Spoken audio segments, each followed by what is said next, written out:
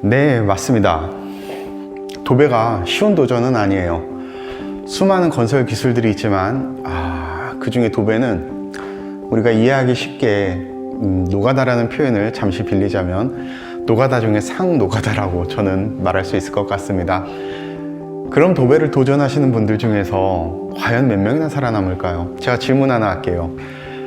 학원에서 10명이 도배를 시작한다고 했을 때 과연 몇 명이나 버틸 것 같습니까? 한 5명? 50%?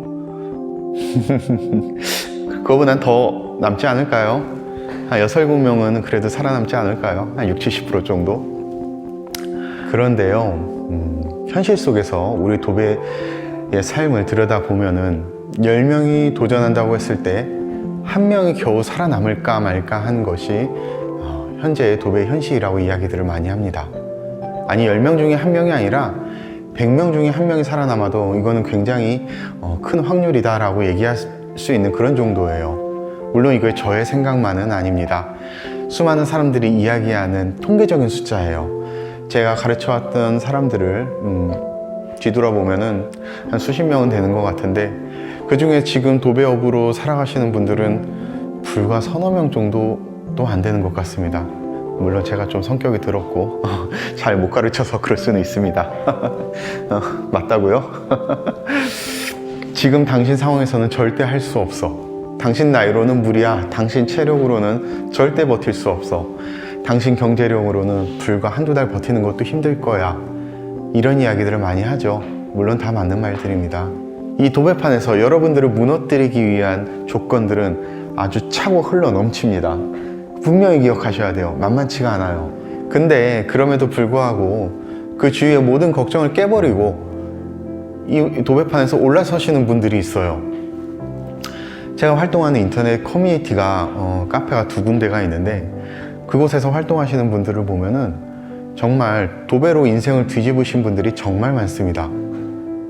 게시판에 수많은 사람들이 도배하려고 조언을 구하면은 이제 댓글들이 막 달리잖아요.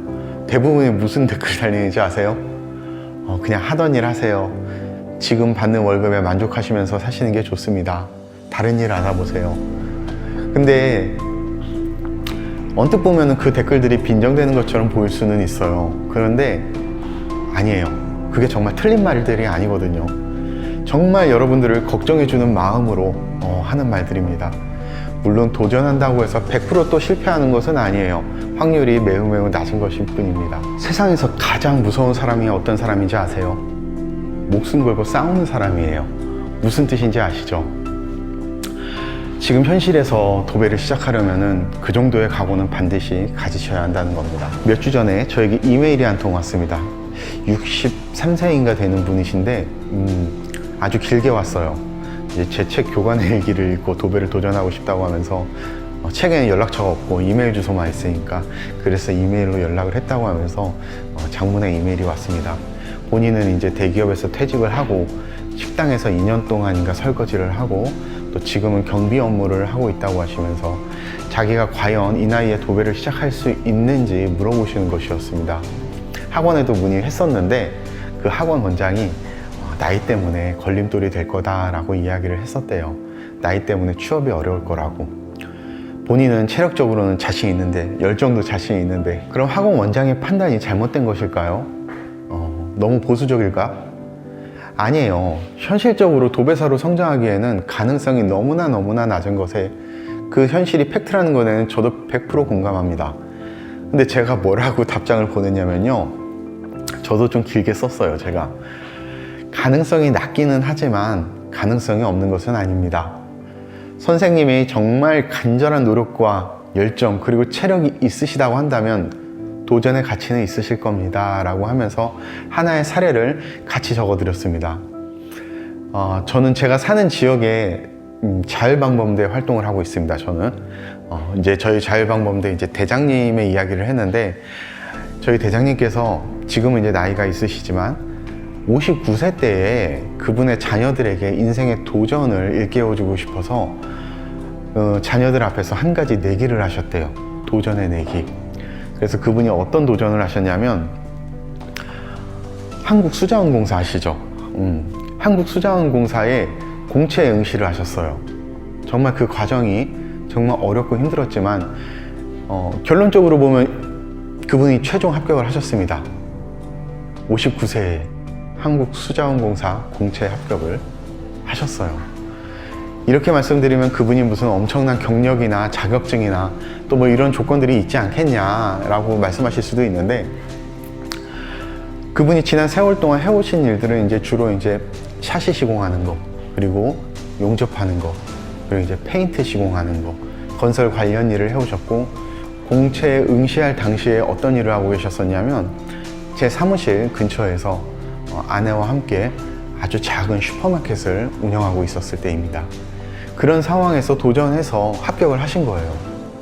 불과 이제 정년퇴직 때문에 몇 년 일을 하지는 못하셨는데, 그러고 보면 수자원공사도 정말 대단한 기업인 것 같아요. 몇 년 일하는 사람을 뽑은 거 보면은. 그래서 제가 메일 보내신 분한테 이런 이야기를 들려드리면서 62세에 도배에 도전해가지고 도배판에서 자리를 잡는 것과 59세에 수자원공사 공채에 합격하는 것 중에 어떤 게 더 가능성이 높겠습니까? 라고 제가 물었어요. 어떤 것이 더 힘들 것 같습니까? 물론 둘 다 힘들죠. 물론 둘 다 가능성이 희박합니다. 단순히 상황만을 가지고 비교할 수는 없습니다. 각각 개인의 상황이 특별하고 다르기 때문에 어느 것이 쉽다 어렵다를 단순히 비교할 수는 없을 거예요. 그럼에도 이런 불가능해 보이는 도전에 대한 성공의 사례는 우리 주변에 분명히 존재한다는 것입니다.